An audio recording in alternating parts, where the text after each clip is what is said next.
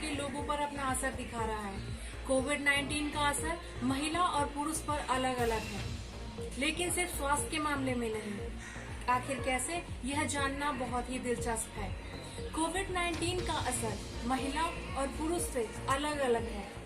महिलाओं की तुलना में पुरुष मृत्यु दर ज्यादा है। जी हाँ, अमेरिका में महिलाओं के मुकाबले दुगने पुरुष की मृत्यु हुई है। में महिलाओं की तुलना में दुगने पुरुष की मौत हुई है।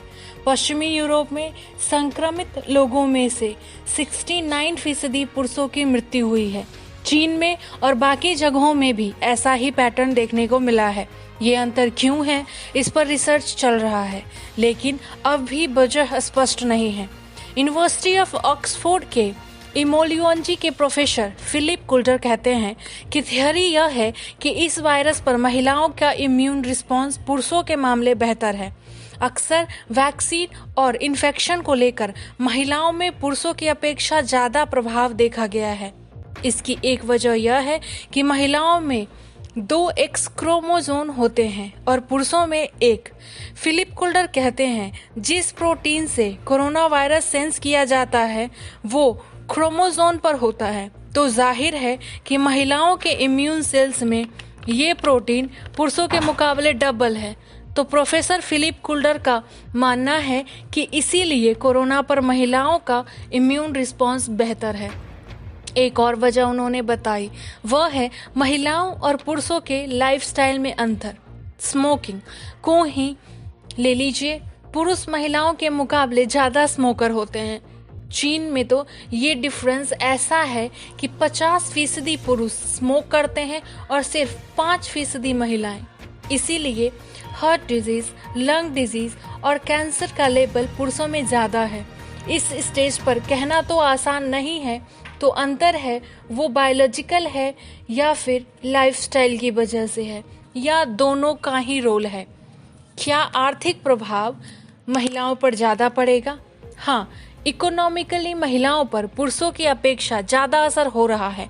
लॉकडाउन की वजह से कई लोगों की नौकरियां गई और कई देशों की अर्थव्यवस्था में रिसेशन देखने को मिला है। यूँ तो किसी रिसेशन की स्थिति में पुरुष पर ज्यादा असर पड़ता है, क्योंकि पुरुष ऐसे इंडस्ट्रीज में काम करते हैं जो इकोनॉमिकली आइडियल के ज़्यादा करीब होती है, जैसे कि कंस्ट्रक्शंस और मैन्युफैक्चरिंग। महिलाएं ऐसे इंडस्ट्री से काम करती है जो इकोनॉमिक साइकिल के उतने करीब नहीं होता, जैसे स्वास्थ्य और शिक्षा। लेकिन फिलहाल दूसरे फैक्टर की नौकरियों पर ज़्यादा प्रभाव डाले रहे हैं।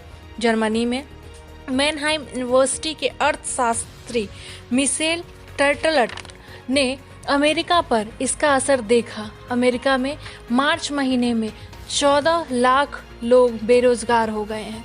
1975 के बाद यह सबसे ज़्यादा है। महिलाओं में बेरोजगारी दर 0.09% और पुरुषों में 0.07% है। उनकी टीम ने पाया कि पुरुषों के पास ज़्यादा टेलीकॉम्यूटेबल नौकरियां हैं, यानी ऐसी नौकरियां जहां वर्क फ्रॉम होम हो सकता है या फ़ोन से काम हो सकता है।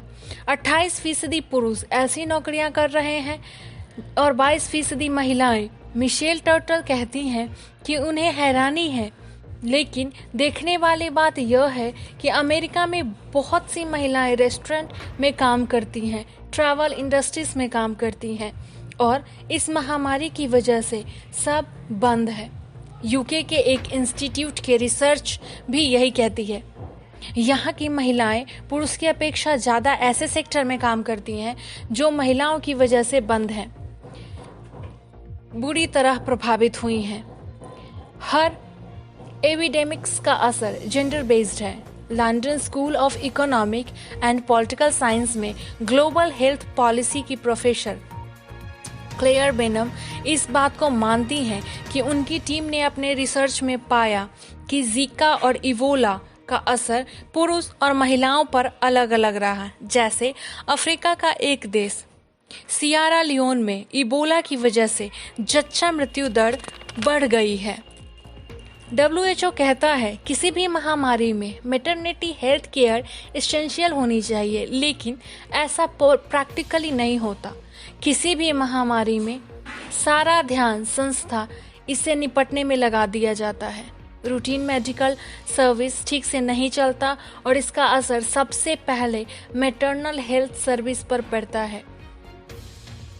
घरेलू हिंसा के मामले कोरोना वायरस के दौरान बढ़े हैं। फ्रांस में लॉकडाउन के पहले ही हफ्ते 1/3 केस बढ़ गए हैं। ऑस्ट्रेलिया में 75% केस बढ़े हैं। लेबनान में 2 केस हो गया है और ऐसी ही खबर भारत से भी आई है।